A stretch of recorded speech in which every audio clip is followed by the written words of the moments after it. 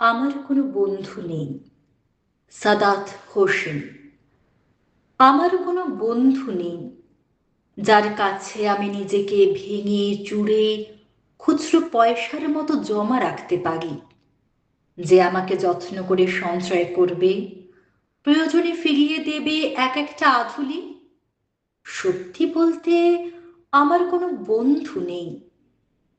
বন্ধু বলতে জেনেছি যাদের, তারা কেবল পথ চলতে সঙ্গী ছিল।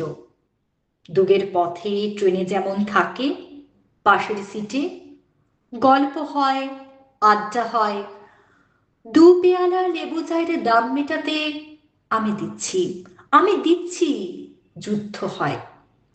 সিগারেটের বাড়িয়ে দেওয়া টুকরো ফুঁকে, এই যে নিন ফোন নম্বর, এদিকটাতে আবার এলে ফোন করবেন, বলা শেষে অচেনা এক স্টেশনে উধাও হয়। এই যে আমি পথ হাঁটছি, রোজ ঘাঁটছি বুকের ভেতর কষ্ট, ক্লেদ। এই যে আমি ক্লান্ত ভীষণ, বুকের ভিতর জমছে কেবল দুঃখের মেদ। তবুও আমার নিজের কোনো বৃক্ষ নেই।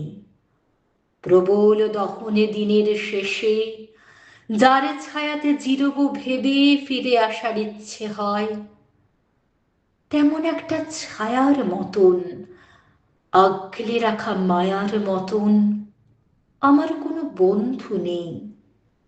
একলা দুপুর উপুর হলে বিষাদ ঢালা নদীর মতন, একলা মানুষ ফানুষ হলে নিরুদ্দেশ এক বধির মতন।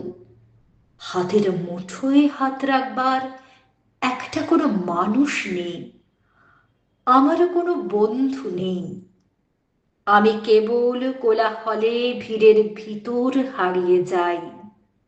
ভুল মানুষে যথেনে জমা ফুলগুলো সব বাড়িয়ে যায়। হাওয়ায় ভাসা দীর্ঘশ্বাস বাতাস ভেবে নির্বাসনের একটা জীবন মারিয়ে যায়।